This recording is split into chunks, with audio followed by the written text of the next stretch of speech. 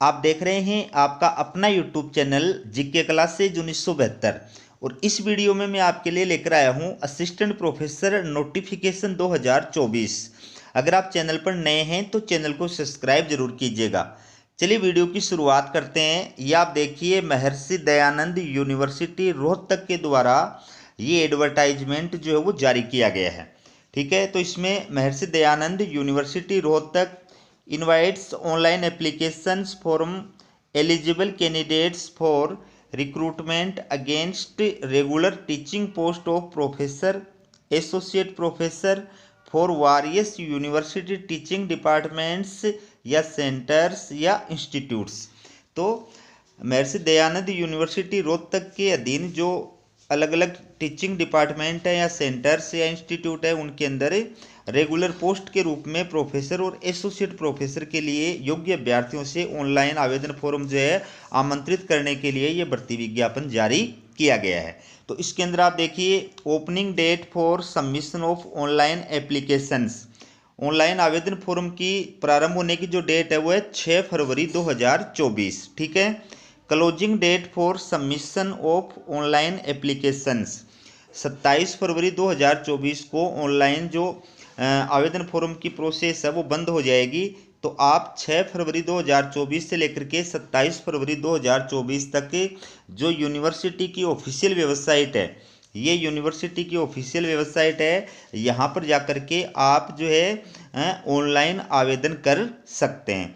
आवेदन आपको ऑनलाइन ही करना है, ऑफलाइन कोई भी डॉक्यूमेंट्स नहीं भेजना है। यदि आपको इंटरव्यू के लिए यूनिवर्सिटी के द्वारा कॉल किया जाता है, यदि आप इंटरव्यू के लिए शॉर्ट लिस्टेड होते हैं, उस सिचुएशन में आपको अपने सारे ओरिजिनल डॉक्यूमेंट्स प्लस ऑनलाइन जो आवेदन फॉर्म है उसकी हार्ड कॉपी ये लेकर के वहाँ पर उपस्थित होना है। और फिलहाल आपको सिर्फ ऑनलाइन आवेदन करना है। और जो भी डॉक्यूमेंट्स हैं, शैक्षणिक डॉक्यूमेंट्स हैं, पर शैक्षणिक डॉक्यूमेंट्स हैं, कास्ट से रिलेटेड हैं, वो सारे आपको जो है स्कैन करके अपलोड करने हैं। ठीक है। तो इसमें ये बाकी निर्देश हैं वो भी आप पढ़ सकते हैं। आपको विस्तृत जानकारी के लिए यूनिवर्सिटी की ऑफिशियल वेबसाइट पर जाकर के ये जो एडवर्टाइजमेंट है इसको डाउनलोड करना है और उसको विस्तार से पढ़ करके उसके बाद में आपको आवेदन करना है। ठीक है। आप चाहें तो हमारा टेलीग्राम चैनल है जीके क्लासेज 1972, उसको भी सब्सक्राइब कर सकते हैं। वहाँ पर भी आपको ये जो है एडवर्टाइजमेंट का नोटिफिकेशन का जो PDF है वो आपको उपलब्ध हो जाएगा। बाकी आप इसको पढ़ करके समझ करके फिर अप्लाई करें। ठीक है।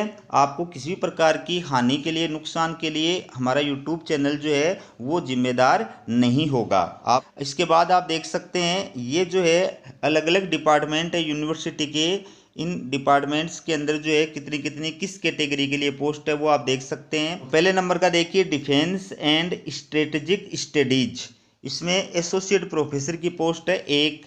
इसके बाद में इकोनॉमिक्स, इसमें एक पोस्ट है प्रोफेसर की, एक एसोसिएट प्रोफेसर की। जो इसके बाद देखिए ज्योग्राफी, इसके अंदर 2 पोस्ट हैं एसोसिएट प्रोफेसर की। तो इसी प्रकार से ये आप अलग अलग डिपार्टमेंट या सब्जेक्ट देख सकते हैं जिनके लिए यूनिवर्सिटी के द्वारा ऑनलाइन फॉर्म आमंत्रित किए गए हैं। ठीक है। तो इसको एक एक बताने की आवश्यकता नहीं है, आप इसको आराम से देख सकते हैं। ये जो अलग अलग डिपार्टमेंट हैं, अलग अलग विषय हैं, इनके अंदर कौन अभ्यर्थी अप्लाई करने के योग्य है। तो सबसे पहले मैं आपको एसोसिएट प्रोफेसर के लिए क्या योग्यताएं हैं वो बता देता हूं। तो पहली बात, सबसे पहली योग्यता जो है वो गुड एकेडमिक रिकॉर्ड के साथ में संबंधित विषय में या संबद्ध विषय में PhD की डिग्री आपके पास में होनी चाहिए। जिस विषय में आप अप्लाई कर रहे हैं उस विषय में या उससे रिलेवेंट या रिलेटेड विषय के अंदर आपके पास में PhD की डिग्री होनी चाहिए। और उसके साथ साथ आपके पास में उस विषय में या उससे रिलेटेड या रिलेवेंट विषय में 55% मार्क्स के साथ में जो है मास्टर डिग्री होनी चाहिए, PG की डिग्री होनी चाहिए। तीसरी बात, किसी भी मान्यता प्राप्त विश्वविद्यालय, कॉलेज या इंस्टीट्यूट में कार्य करने का टीचिंग जो एक्सपीरियंस है या रिसर्च जो एक्सपीरियंस है वो आपके पास में 8 वर्ष का होना चाहिए। और चौथी बात, UGC लिस्टेड जो जर्नल्स हैं उसमें कम से कम आपके 7 पेपर जो है वो पब्लिश्ड होने चाहिए। और पांचवी बात, आपका टोटल जो रिसर्च स्कोर है वो 75 मार्क्स होना चाहिए, तो आप एसोसिएट प्रोफेसर के लिए अप्लाई कर सकते हैं। इसी प्रकार से अगर आप प्रोफेसर की पोस्ट के लिए अप्लाई करना चाहते हैं तो उसकी क्या योग्यताएं हैं, तो इसके अंदर बाकी जो योग्यताएं बताई है वो सेम है, सिर्फ आपको क्या करना है, 3 जो योग्यताएं हैं उनके अंदर थोड़ा फेरबदल करना है। जहां एक्सपीरियंस जो मांगा गया है, टीचिंग एक्सपीरियंस या रिसर्च एक्सपीरियंस एसोसिएट प्रोफेसर के अंदर 8 वर्ष का मांगा गया है, वहाँ प्रोफेसर के लिए ये एक्सपीरियंस 10 वर्ष का होना चाहिए। ठीक है। दूसरी बात, यूजीसी लिस्टेड जर्नल के अंदर 7 के बजाय आपके 10 पेपर जो है वो पब्लिश्ड होने चाहिए। और तीसरी बात, टोटल जो रिसर्च स्कोर है वो 75 मार्क्स के स्थान पर 120 मार्क्स होना चाहिए, तो आप प्रोफेसर के पद के लिए अप्लाई कर सकते हैं। ठीक है। अब इसमें एक बात विशेष रूप से आपको ये ध्यान रखनी है कि आरक्षित जो कैटेगरी के अभ्यर्थी हैं, या फिर आप अगर आरक्षित कैटेगरी के लिए अप्लाई कर रहे हैं, तो जो हरियाणा स्टेट के जो अभ्यर्थी हैं वो ही आरक्षित कैटेगरी के लिए अप्लाई कर सकते हैं, उन्हीं को आरक्षित कैटेगरी का लाभ प्रदान किया जाएगा। अदर स्टेट के जो अभ्यर्थी हैं, ठीक है, वो अगर अप्लाई कर रहे हैं तो वो उनको जो है अनारक्षित कैटेगरी के अंदर, सामान्य कैटेगरी के अंदर ही काउंट किया जाएगा और वो सामान्य कैटेगरी के अंदर ही अप्लाई कर सकते हैं। ठीक है। बाकी हरियाणा जो राज्य के निवासी हैं, अगर आरक्षित कैटेगरी के अंदर अप्लाई कर रहे हैं तो उनको सक्षम अधिकारी के द्वारा जारी किया गया वैलिड कास्ट सर्टिफिकेट जो है वो ऑनलाइन अपलोड करना पड़ेगा। ठीक है। इसके बाद देखिए, ये जो है ये पे लेवल है, ये प्रोफेसर का पे लेवल है और ये एसोसिएट प्रोफेसर का पे लेवल है, ये परमानेंट पोस्ट हैं। बात करें आपकी एप्लीकेशन फ़ीस की, तो ये आप देख सकते हैं अनरिजर्व्ड कैटेगरी के जो अभ्यर्थी हैं या हरियाणा से अदर स्टेट के जो अभ्यर्थी हैं, उनका जो एप्लीकेशन फ़ीस है वो 1600 रुपये है। फीमेल जो हैं हरियाणा की मूल निवासी जो महिला अभ्यर्थी हैं उनकी 800 रुपये है। और आरक्षित कैटेगरी के हरियाणा के जो मूल निवासी SC ST OBC, ठीक है, EWS, ये सारे इनकी फ़ीस जो है वो 400 रुपये है। और विकलांग कैटेगरी के जो अभ्यर्थी PWBD कैटेगरी के जो अभ्यर्थी हैं, इनकी कोई जो है एप्लीकेशन फ़ीस नहीं है। ठीक है। इसके बाद में ये जो महत्वपूर्ण निर्देश है ये आप पढ़ सकते हैं। मैं बेसिक बातें जो है आपको इसके अंदर बता देता हूँ कि पहली बात, आपको जो है महर्षि दयानंद विश्वविद्यालय रोहतक की ऑफिशियल वेबसाइट पर जाकर के अप्लाई करना है। दूसरी बात, अप्लाई करने से पहले आप खुद ये सेटिस्फाई हो जाएं, संतुष्ट हो जाएं कि मैं जिस पोस्ट के लिए अप्लाई कर रहा हूँ उस पोस्ट के योग्य हूँ या नहीं हूँ। तीसरी बात, एक अभ्यर्थी अगर एक से अधिक पोस्ट के लिए अप्लाई कर रहा है तो उसको क्या करना है, प्रत्येक पोस्ट के लिए कुछ यूनिक जो है कोड दिए गए हैं, तो उस यूनिक कोड के आधार पर वो अलग अलग पोस्ट के लिए अप्लाई कर सकता है। लेकिन उसको जो आवेदन शुल्क देना पड़ेगा, एप्लीकेशन फ़ीस जो देनी पड़ेगी, वो भी अलग पोस्ट के लिए अलग अलग ही देनी पड़ेगी। ठीक है। एक ही एप्लीकेशन फ़ीस के आधार पर वो एक से अधिक पद के लिए अप्लाई नहीं कर सकेगा। ठीक है। इसके अलावा और महत्वपूर्ण बातें इसमें क्या बताई गई है मैं आपको बता देता हूँ कि ऐसे अभ्यर्थी जिनकी PhD का रजिस्ट्रेशन 11 जुलाई 2009 से पहले का है, ठीक है, या उनको 11 जुलाई 2009 से पहले डिग्री प्रदान की गई है, उनको क्या करना है, संबंधित यूनिवर्सिटी के रजिस्ट्रार या डीन, ठीक है, उनके द्वारा जारी किया गया एक प्रमाण पत्र जो है वो प्रस्तुत करना होगा। और उसका प्रारूप इस यूनिवर्सिटी के द्वारा ये जो एडवर्टाइजमेंट जारी किया गया है उसी के अंदर उसका प्रारूप दिया गया है। ठीक है।